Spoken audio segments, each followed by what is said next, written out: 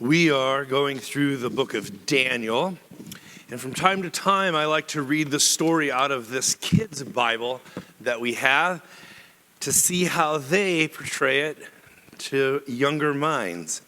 We've scanned them and they're going to come up on the screen so that you can follow along. So welcome back to Story Time with Uncle Bo. Daniel loved God. He prayed every day and tried to live as God told him to.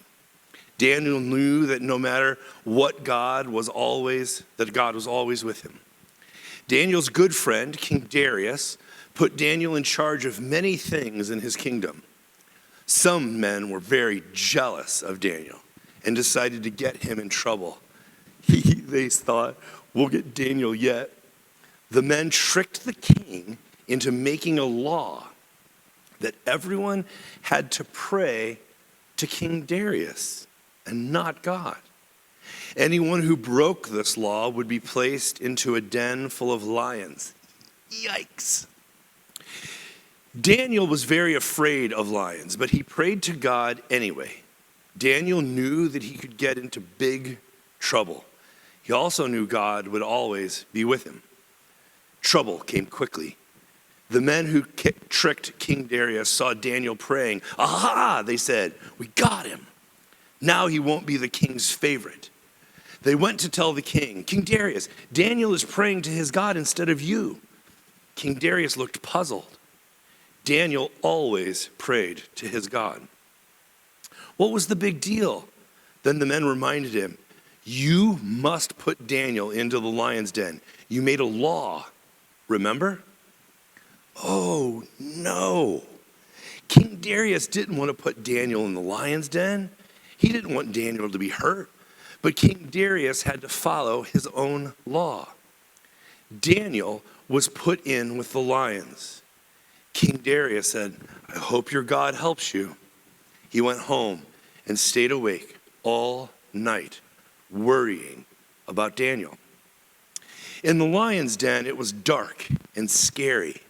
Lions growled all around Daniel, and Daniel prayed, God, I know you are with me. Please help me. God was with Daniel.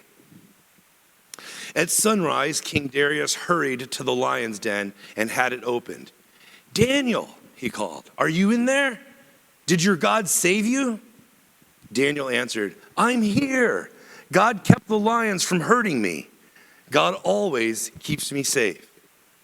King Darius was overjoyed to see his friend. From that day on, King Darius believed in God. That's a fun story. It was scary there for a minute, but it turned out okay. If you, by the way, are going to follow along, there are sermon notes at the end of every row if you like to write down some of your own thoughts and reflections. One of the things I've really enjoyed about this series is that opening question I asked you, what is your favorite TV show or movie that is set in a different time than it was made? And I've heard all sorts of great answers. Things like This Is Us, the TV show, or Battlestar Galactica. I've heard about great movies like Back to the Future or Lord of the Rings or what's the one with Scarlet? Gone with the Wind, thank you. And Star Wars and so many others. It's been a really fun conversation about the difference between time when a plot is set and when it was actually made. And sometimes that gap between those two can be quite informative. I think we have a perfect example of that today. I'll come back to that in a minute. The story actually hinges on, and if you read it in, say, the blue Bibles that are around our space instead of the kids' Bible, that there is a conspiracy at foot where those who have access to the king's ear want to set a trap for Daniel to take him down a notch and possibly remove him from the picture altogether. And this conspiracy is based both in being a different from a different people group, a different ethnicity, from a different culture, even a different skin color, and also a practitioner of a different religion. So one of my favorite sayings is, just because you're paranoid doesn't mean they're not out to get you. It's often attributed to Kurt Cobain, but I think he got it from somewhere. Just because you're paranoid doesn't mean they're not out to get you. I think there's some truth in that. This idea of conspiracy is something that gets bandied around a lot today because the world that we live in is so outsized past most of our ability to comprehend it. Like, we know that when we throw the light switch, we know the light comes on, but if something were to go wrong with that, we can't fix it ourselves. Most of us don't have the ability, to deal with electrical problems. We turn on our phone and we sort of hope it does what it's supposed to do, but if it doesn't, we have to take it to a specialist. I ask people all the time to explain to me the difference between how cell towers work and how satellites work, and none of us know, right? Unless you're a specialist. We live in a world that seems so outsized that it has left a vacuum where our unknowing makes us suspicious that somebody nefarious is working behind the scenes. And whether that's a select group of secret individuals like the Illuminati, or whether it is in a different realm, right, in a spiritual realm, whether it is aliens who were here a long time ago in the past, or some hovering in a different ability, a frequency out there. There are all sorts of conspiracy theories, whether it relates to elections being stolen, or why certain technologies work the way they do, why the economy is organized the way it is. We live in a time where conspiracy theories are rampant. And because of the power of social media, they can be shared in pretty convincing ways to those that aren't savvy enough. They get drawn into these conspiracy theories, and they are shared widely. Bad news travels 10 times faster than good news. And so conspiracy theories take root. But in our story today, this is an actual conspiracy where somebody behind the scenes makes a decision and then is able to implement it and bring it into actual law. I don't know if you have ever been a part of a minority, and I don't know if your participation in that minority group made you feel vulnerable. But try and imagine being in a people group that has been removed from its land, right, its place of origin, and has been, through governmental or military means, brought into a foreign land where they are not in charge and they are not free. And then imagine all the more in that alienness, right, that foreignness, that somebody who is in the majority position has something against you and actually passes legislation. Can you imagine this? Passes legislation that says you need to be more like them, and if you don't, there will be consequences. It's a terrifying sort of story. Because what it does is it challenges Daniel and his community in their faithfulness to their calling. We've read so far in the 6 chapters of Daniel that from everything from dietary laws to worship practices with idols, and now this practice of prayer, that their faithfulness, their fidelity has been challenged. And this is important, not just in their thought life, but in their bodily practice.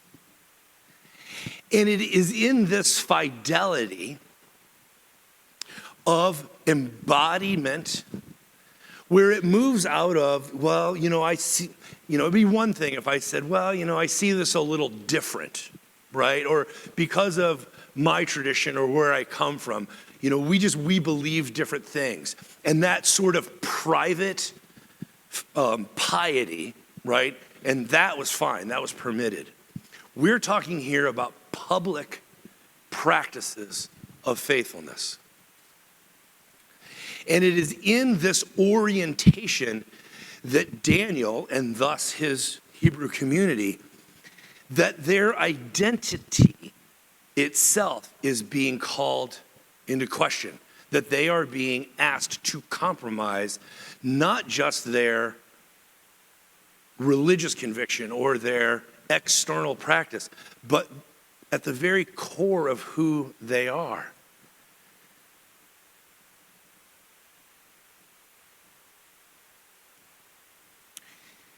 You could imagine how difficult it might be to be thrust into a position like that where you are, by the forces around you, extracted out of your land, out of the place that you belong and the place that you feel connected to and the people who you identify with, and thrust into this foreign place.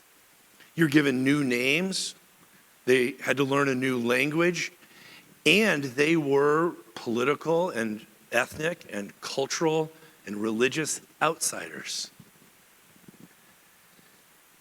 And for them to maintain both their practice and their religious conviction in the midst of those really trying circumstances is something certainly that whoever wrote this down, and many, many scholars think it was written a couple hundred years after the events are set, that the person who wrote this down had a definite intention about why this story would be good to tell, not about people long ago in a land far, far away, but to try and set an example of what faithfulness looked like, not just in that context, but to try and spark the imagination and the conviction of those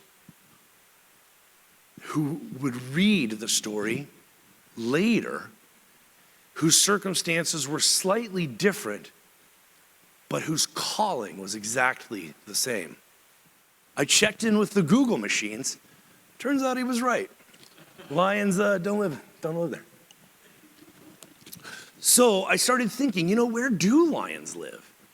So I started doing some research, and it turned out that long ago, they had a much broader range that did indeed go up through Egypt and went into Israel. So I thought that was very interesting, because if you've ever read the Old Testament, the Hebrew Testament, there are like 6 or 7 references to lions, including referencing the divine as the Lion of Judah, right? That's part of that poetic language. But interestingly, lions did not make it as far as Babylon, where our story is set. No lions. Now, certainly a kingdom like this one could have found and imported 7 lions for their zoo/lion's den, but the historical record doesn't show any lions in Babylon, and there's no archaeological evidence that there were ever lions there. So it's interesting to me that the author of our story has them in this place, Babylon, and has this lion's den so central to the story when there were no lions in that place. Now, again, they could have been imported by the empire. But the reason that really stood out to me is that if you look at the difference between when this story is set, 600 years BCE, versus when scholars think it was written, about 200 years BCE, there are some lions that show up that are pretty relevant to the people of Israel, not in the 600s, but in the 200s, when this audience would have engaged this story. And if you've ever seen pictures of the Roman Colosseum from the Greeks and Romans that ended up occupying that sacred land in Israel, you will know that one of the main features, one of the public spectacles, the entertainment / sports of its day was that Colosseum. And lions were a part of that. So I find it really intriguing that the author of our text has lions, I'm going to say imported, into this story. And I think what's happening here is that the author is intending to put in front of the audience an exemplar, a hero, who didn't cave under the pressure of religious / cultural persecution and legislation, but instead kept faithfulness to God as his core belonging and trusted God. And in the so doing, ended up besting the lions and converting the ruler. This is something you can imagine if you know Jewish history in those intertestamental period. I've mentioned before that the Maccabees, the brothers Maccabee, we were most familiar with that story of the siege of the temple in Jerusalem in Israel because of the Hanukkah story, and that they were under siege and they only had enough oil in the lamp for one night, but miraculously it lasted 8 nights, and that's where we get the celebration of the festival in Hanukkah. But in that intertestamental period, they were no longer captive in Babylon. They had returned to their homeland and had actually had a military occupier come and conquer them. And so they were a defeated people, but now in their own land. And so whoever wrote this story has this heroic tale, I think, in an attempt to inspire the young people of his day to not be afraid of the lions and of the religious persecution outlawing certain practices, but to stick with your conviction and to hold fast to your belief and to continue to practice that which makes us a people. Don't be afraid of the lions, and don't compromise with the rulers. Be faithful to God, for God will be faithful to you. Conduct yourself rightly, for right will guard you. And I think that's a really interesting sort of way, a lens through which to read this story that we often like teaching to children because it has animals in it. And these non-aggressive, dozy lions, are cuddly, and we get to have stuffed animals or draw lions, and you color them with crayons.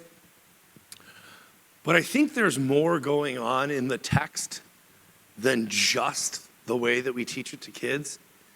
And I actually think that the intention of the author to inspire that generation is something that isn't just good for the intertestamental period, but it's good for you and I to return to every once in a while, stories like this that call to us and ask us a question, which is,